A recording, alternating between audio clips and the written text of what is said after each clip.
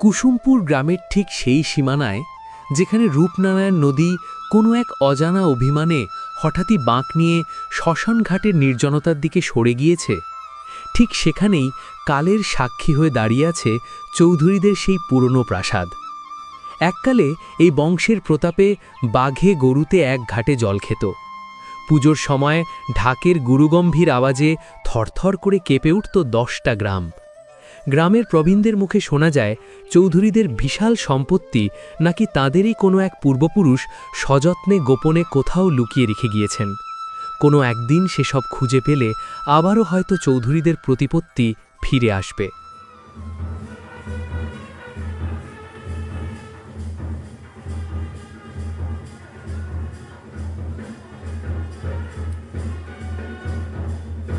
পৌষ মাসের হিমভেজা সন্ধে তখন সবে নামতে শুরু করেছে, যেন এক অলৌকিক কুয়াশার চাদরে মুড়ে ফেলেছে গ্রাম্য পথঘাট।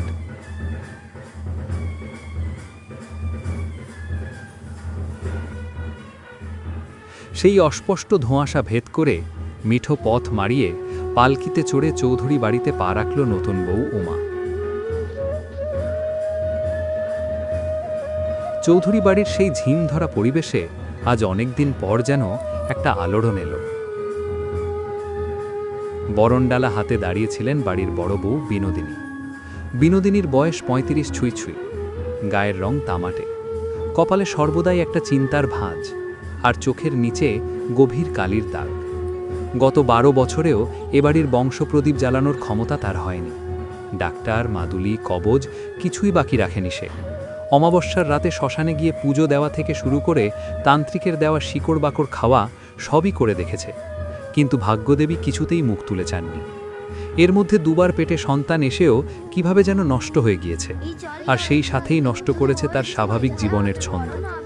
বয়ে এনেছে বন্ধাত্বের অপবাদ, যা তাকে তিলে তিলে শেষ করে দিচ্ছে। আয়নার সামনে দাঁড়ালে নিজের প্রতিবিম্বই তার অচেনা লাগে।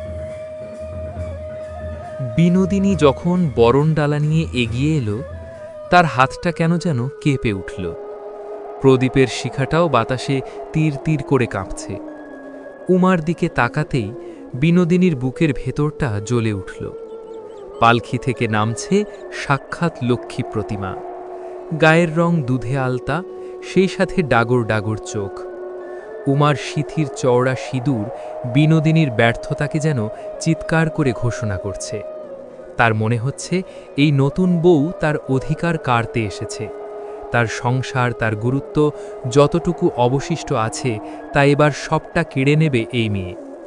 ঠিক এই মুহূর্তে পেছন থেকে মহেশ্বরী দেবীর বাজখাই গলা শোনা যায়। ওরে ও অলক্ষী, তুই সর দেখিনি? শুভ কাজে আর অলক্ষণ করিস না। যার নিজের কোল শ্মশান, সে আবার কোন সাহসে পোড়া মুখে বউকে বরণ করতে চায় রে? সর সর, আমি নিজেই বরণ করব। স্বামীকে খেলো, দুটো ছেলেকে খেলো, এই কি করবে কি জানে বাবা এই সংসারটাকে। কথাগুলো চাবুকের মতো বিনোদিনীর পিঠে এসে পড়ল। উপস্থিত আত্মীয় স্বজনদের ফিসফিসানি তার কানে গরম সীসার মতো ঢুকল। কেউ একজন আড়াল থেকে বলছে, বড় বউয়ের নজর বড় খারাপ গো, ওর সামনে থাকলে নতুন বউয়ের অমঙ্গল হবে।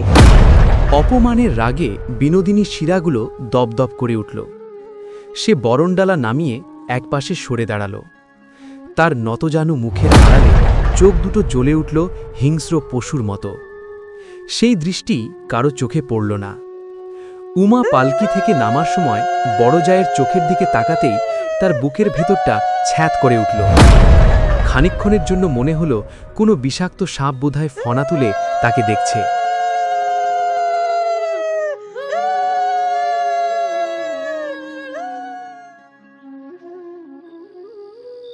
ফুলশয্যার ঘর রজনীগন্ধার গন্ধে মমক করছে। খাটের এক কোণে আড়ষ্ট হয়ে বসে আছে উমা। জানলার খড়খড়িটা একটু ফাঁক করা, সেই ফাঁক দিয়েই চাঁদের আলো এসে পড়ছে মেঝেতে। প্রণব তখনও ঘরে আসেনি। বসে থাকতে থাকতে হঠাৎ উমার নজর গেল বারান্দার অন্ধকারের দিকে, আর সঙ্গে সঙ্গে থমকে গেল তার দৃষ্টি। অন্ধকারের মধ্যে কেউ যেন দাঁড়িয়ে আছে, ছায়াটা নড়ছে না, কেবল স্থির হয়ে যেন চেয়ে আছে উমার ঘরের দিকে। গাটা ছমছম করে উঠল ওর।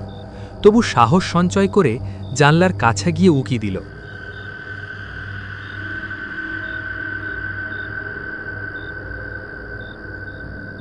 যা দেখল তাতে বেশ অবাক হতে হলো ওকে। বারান্দার শেষ প্রান্তে, যেখানে আলো পুরোপুরি পৌঁছায় না, সেখানে দাঁড়িয়ে আছে বিনোদিনী। তার পরনে একটা লাল পাড়ার সাদা শাড়ি, চুলগুলো খোলা। সে এক হাতে একটা মাটির পুতুল নিয়ে দাঁড়িয়ে, আর মুখে বিড়বিড় করে কিছু একটা বলছে। মুখভঙ্গি বিকৃত। ভয় পেয়ে জানলা থেকে পিছিয়ে গেল। ঠিক এই সময় প্রণব ঘরে ঢুকল। কি হলো?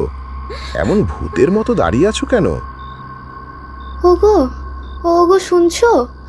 বারান্দায় দিদিভাই ওখানে কি করছে? প্রণব জানলার দিকে তাকিয়ে কাউকে দেখতে পেল না।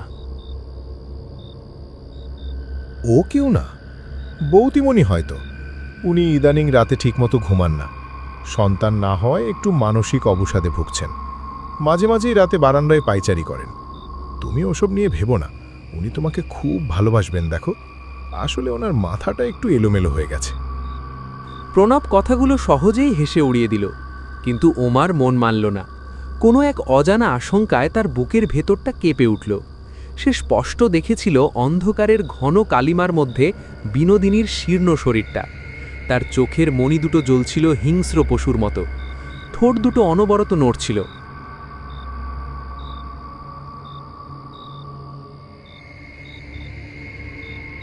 সেই রাতেই গভীর ঘুমে তলিয়ে যাওয়ার পর উমার চেতনা যেন এক অদ্ভুত অতল অন্ধকারে হারিয়ে গেল। স্বপ্নে সে দেখল এক সীমাহীন গহীন অন্ধকূপের ভেতর পড়ে যাচ্ছে। তার চারপাশটা নিকষ কালো, কিন্তু সেই অন্ধকারের মধ্যেও সে স্পষ্ট বুঝতে পারছে তার চারিপাশে শিহরণ জাগানো দৃশ্যটা। কিলবিল করছে হাজার হাজার বিষধর সাপে, অজস্র চেরা জিভ লকলক করছে, আর তাদের সম্মিলিত হিস্যির শব্দে কর্তের মাতাস ভারী হয়ে উঠছে। উমার শরীরটার দিকে দ্রুত বেয়ে আসছে বিষধর সাপেরা। তার শরীরকে তারা গ্রাস করার আগে সে দেখল দূরে দাঁড়িয়ে আছে বিনোদিনী। তার চুলগুলো এলোমেলো হাওয়ায় উঠছে। সে উমার এই অসহায় অবস্থা দেখে হাসছে।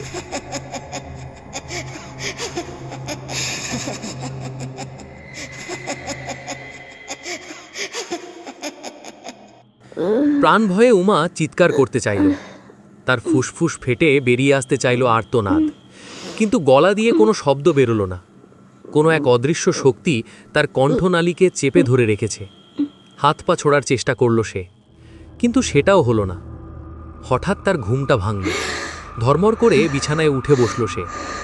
তার শরীর তখন ঘামে ভিজে একসা। বিছানার ওপর কিছুক্ষণ চুপচাপ বসে রইল উমা। প্রণব তখনও অঘরে ঘুমাচ্ছে, আর ঘুমন্ত মুখের দিকে তাকাতেই খানিকটা স্বাভাবিক হল সে। মাস 6 পরের কথা। চৌধুরী বাড়িতে বহু দিন পর আজ আনন্দের বন্যা।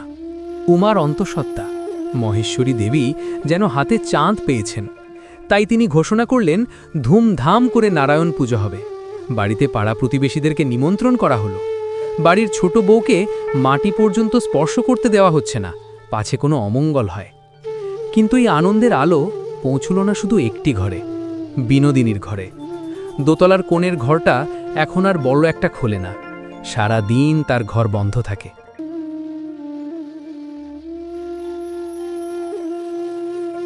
বাড়ির কাজের মেয়ে সাবিত্রী সেদিন রাতে রান্নাঘরে উমাকে ফিসফিস করে বলল, ছোট বৌমা, তুমি একটু সাবধানে থাইকো। বড় বৌমার হাবভাবটা আমার ভালো ঠেকছে না। কাল রাইতে আমি পেছনের বাগান দিয়ে আসছিলুম, দেখলুম বড় বউ ওই পুরনো মন্দিরটা চারতালে বইসা আছে। বেজায় অবাক হলো উমা।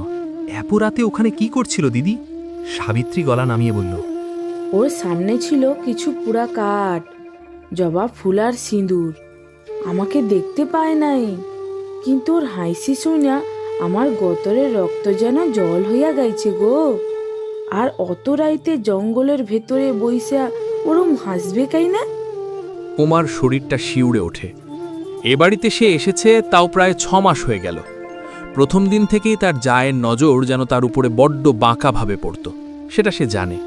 প্রথম তার তো বেশ ভয় লাগত, কিন্তু ধীরে ধীরে গা শোয়া হয়ে গিয়েছিল। তাছাড়া বাড়ির অনেকেই মাঝে মাঝে তাকে সাবধানও করে দিয়েছে যেন বিনোদিনীর কাছে না ঘেঁষে। সত্যি বলতে এতদিনে উমার কোনো অনিষ্ট হয়নি, তাই বাকি সকলের সাবধান বাণীতে সে খুব একটা পাত্তা দিত না। কিন্তু এখন তাকে সাবধানে থাকতে হবে। এই মুহূর্তে সে তো আর একা নেই, তার মধ্যে একটু একটু করে বেড়ে উঠছে নতুন জীবন, এই বংশের প্রদীপ।